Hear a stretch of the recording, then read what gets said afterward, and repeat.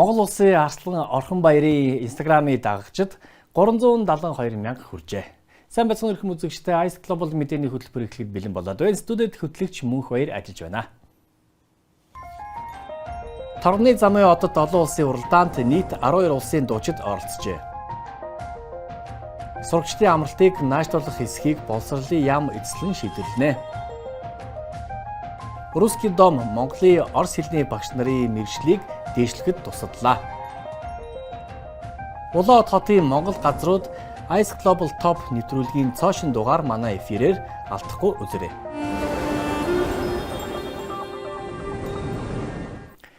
Торгоны замын одод олон улсын дууны уралдаанд Монгол улсыг төлөөлж дуучин Мишель оролцож их орныхаа нэрийг цурайтлаа. Бүгд найрамдах Казахстан улсын нийслэл Астана хотод болсон тус уралдаанд нийт Азийн 12 орны дуучид оролцож эхнээс шүүгчдийн анхаарлыг татаж шүүгчдийн болоод үзэгчдийн саналыг илт давуу авч ялагч болжээ. Тэрээр уралдааны эцсийн шатанд өөрийн зохиосон Монгол нэртэй дууга дуулсан байна. Ер нь бол энэ Казак арт түмэндээ салгасны айлгшид би бол дуу зохиож бэлтэж байгаа гэж байна.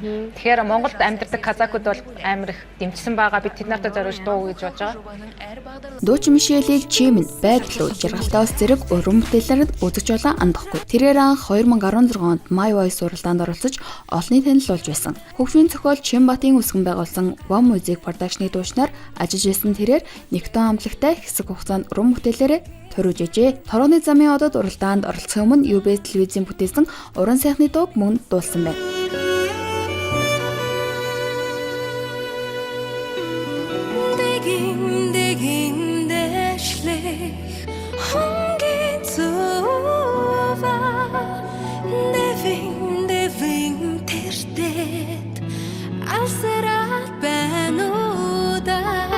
Мишель уянгалаг хоолой үзэсгэлэн төрхөөр олонний хайрыг хүндэтгэлийг хүлээсэн нэгэн. Тэрээр зөвхөн дуулах бос дууныхаа шүлгийг өөрөө бичдэг авьяастай Торгоны замын одод уралдаанд өөрийн зохиосон Монгол нэртэй дууга дуулсан юм.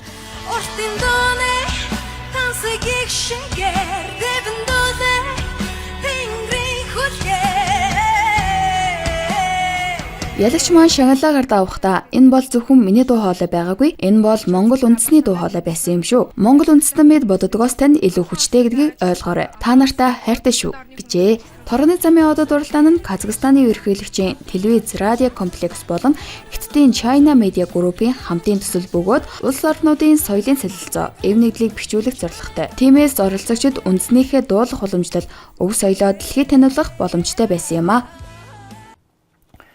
Томуу төс төвчний дэгдэлттэй холбоотойгоор эрүүл мэндийн яамны тохиолдлын удирдлагын баг шуурхай хуралдаж сурагчдын амралтыг 14 хоногоор наашлуулах саналыг боловсролын яамд хөргүүлжээ.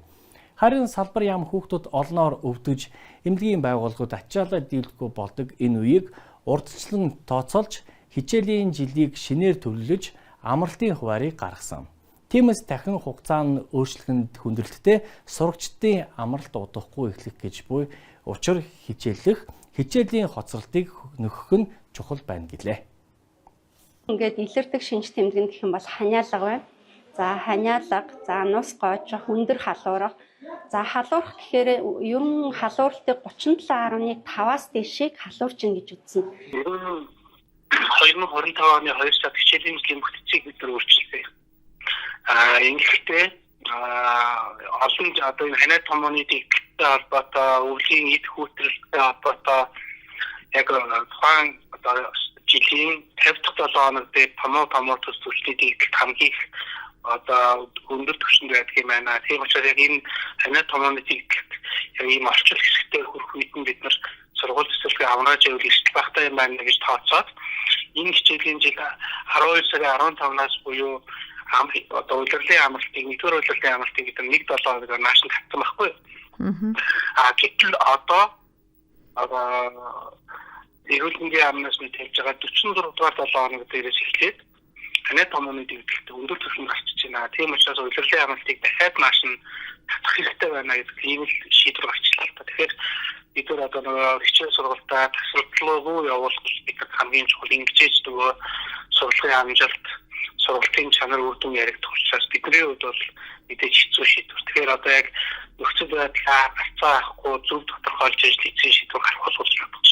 Сурагчдын амралтыг наашлуулах хэсэг нь сургуулийн өмнөх ерөнхий боловсролын тухай хуулиар сайдын эрх мэдлийн асуудал юм. Мөн эрүүл мэндийн яамны хүслийг албан ёсоор хүлээн авсны дараагаар наашлах татах нь бодит үндэслэл үү гэдгийг судлаж байж шийднэ гэлээ. Өнөөдрийн байдлаар Улаанбаатар хот болон Архангай, Баян-Үлгийн, Үүрхангай, Өмнө Говь, Төв Зэрэг 5 аймагт, Алаг цог дэвтэлтийн төвшөнд 13 аймагт, идэвхжлийн төвшөнд 2 аймагт, улирал хоорондын төвшөнд байна. Өвчтний үүсгчийн 60.5%-ийг AH3N2 эзэлж байна. Дэгдэлтийн оргил үе нь 51-7 хоног буюу сурагчдын амралт эхэлсэн хойно байх бөгөөд хүндрэл ихтэй өвчтөл хит тархах буюу их нэрвдэх эрсдэлтэй байна. Тиймээс тархалтыг урьдчилан бууруулахын тулд сурагчдын өвлийн амралтыг 2-7 хоногийн өмнө наашлуулах саналыг эрүүл мэндийн яам гаргаад байна. Эрхэм үзэгчдээ та охин цог хормын мэдээг хүргье. Онцгой байдлын байгууллагад 23-наас 24-нд шилжих шөнө 15 иргэн төөрсөн сураггүй болсон гэх дуудлага мэдээлэл бүртгэгджээ. Тодорхойлбол Дундговь, Өмнө Говь, Төв аймгийн 5 суманд эрлийн ажиллагааг зохион байгуулж 9 мэнд олсон байна. Эдгээр иргэдийн 7 том хүн 8 хүүхэд байсан бөгөөд малаа хариулж яваад автомашинтайгаа зорчиж яваад төөрч сураггүй болжээ. Эрлийн ажиллагаанд онцгой цагдаагийн байгууллагаас гадна орон нутгийн мэргэжлийн ангиуд оролцсон байна.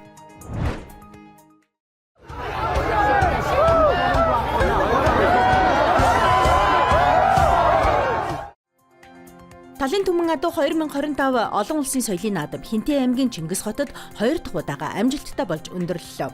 2011 онд анх нэг сумаас эхэлж аймаг, улс, олон улсын болж өргөжсөн тус наадам энэ удаад нутгийн иргэдийн оролцоог нэмэгдүүлж аялал жуулчлалын шинэ боломжуудыг бий болгосноор онцлог болжээ.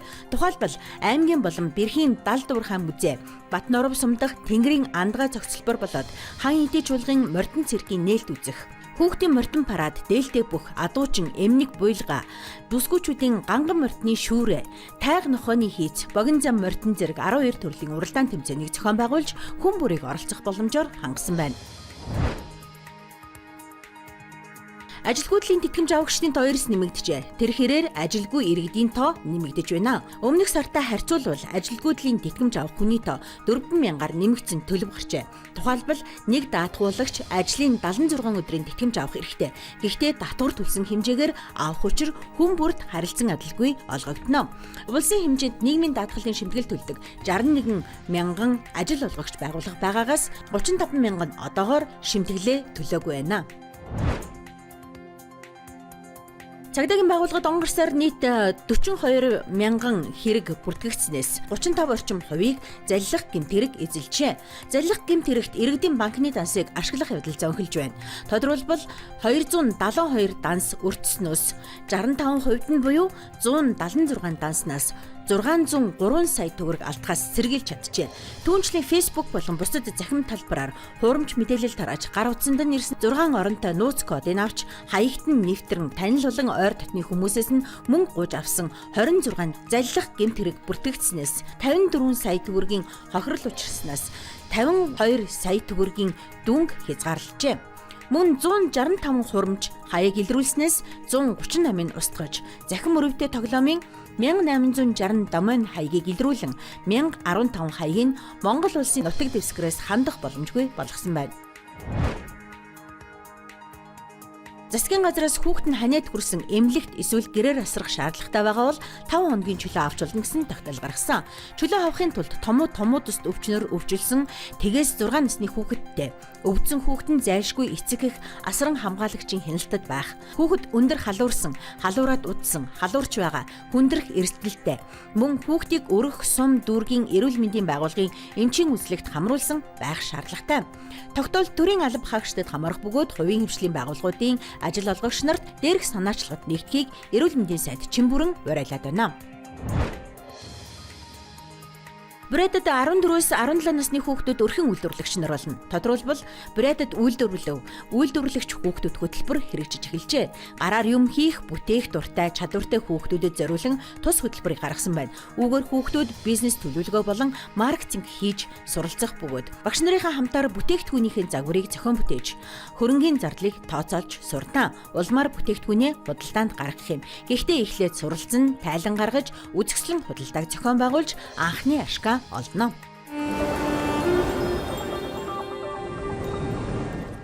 Улаанбаатар хотноо Орос хэл шинжилгээний сургууль 2025 болж өнгөрлөө. Орос хэлний залуу монгол багш нарт зориулсан мэргэжжүүлэх сургалтыг Тюмени улсын их сургууль Россотрудничествогийн тэтгэлгийн дэмжлэгтэйгээр зохион байгуулсан байна. Орос хэлний хэл шинжилгээний сургуулийн сонсогчид нь Монголын залуу Орос хэлний багш нар мөн Монгол улсын их сургууль болон Монгол улсын боловсролын их сургуулийн оюутнууд байлаа. Тэд 3 хоногийн турш лекц сонсож танин мэдхүн тэмцээн, тоглоомд даалгавар, мастер класс, сургалтын тренинг болон интерактив хичээлүүдэд идэвхтэй оролцов. Тюмени их сургуулийн багш нар тэдэнд орчин үеийн сургалтын олон арга барил, хичээл явуулах шинэ хэлбэрүүдийг танилцуулсан юм а. Здравствуйте. Я очень Орос хэл шинжилгээний сургуульд орсондоо баяртай байна. Энэ үйл ажиллагааны талаар Русский домоос мэдсэн юм. Шалгалтаа өгөөд эсээгээ бичээд аз тарж багтлаа. Я начал изучать русский. Би мэргэжлээ дэвшлүүлж энэхүү ажиллагаанд оролцсон Орос хэлнийхээ мэдлэгийг сайжруулж бусад багш нартай уулзах гэж энд ирсэн. Багш нар уулзаж сургалт заах аргачлалын талаар ярилцах боломж олгосонд их баяртай байна. Орос хэлний хэл шинжилгээний сургууль үйл ажиллагаанд оролцсон бүх багш оюутнуудад үндэсний хэмжээнд хүчинтэй мэргэжил дэвшлүүлсэнийг баталгаажуулсан гэрчилгээ гардуулжээ. Энэхүү төслийг Тюмени их сургууль санаачлан хэрэгжүүлж байгаа бөгөөд санхүүгийн болон зохион байгуулалтын дэмжлэгийг Россотрудничество байгууллага үзүүлжээ. Орос ба Монгол хоёр улс эдийн засаг, соёл, түүхийн гүн холбоотой ард түмнүүд. Өнгөрсөн зун Ice Global Top нэвтрүүлгээр бид Улаанбаатар хотын хамгийн Орос хэв маягтай газруудыг буюу Зайсан, Жуковын хөшөө, Оросын элчин сайдын яам, Дөөрийн театр, Русский дом зэргийг танилцуулсан. Харин энэ удаа манай хөтлөгч Мария Латышева Бурятийн нийслэл Улаан-удын хамгийн Монгол өнгө аяс шингэсэн содон газруудыг топ жагсаалтыг бэлтгэлээ.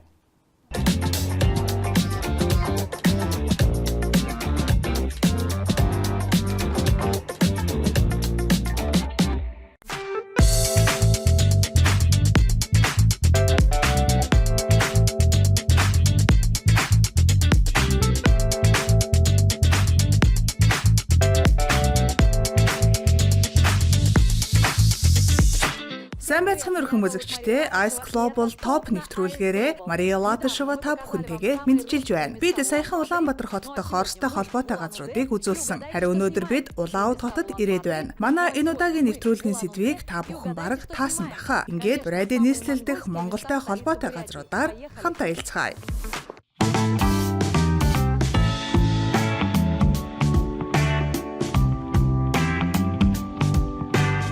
Улаануд хотын Монголтой холбоотой хамгийн чухал газар бол энэ 3 давхар байрлал юм. Учир нь энд Монгол улсын ерөнхий консулын газар байрладаг. Консулын газар байрлах газар нь аль бие ёсоор Монгол улсын нутаг дэвсгэр хэмээн тооцгоо. Ice Global Top нэвтрүүлгийн цоошин дугаар манай эфирээр алдахгүй үзээрэй. Эрхэм үзэгчдээ энэхүү хүрээнд Ice Global телевизийн мэдээний хөтөлбөр өндөрлөж байна. Хөтлөгч мөнх хоёр та бүхэндээ баярлалаа. Баярлалаа. Баяртай.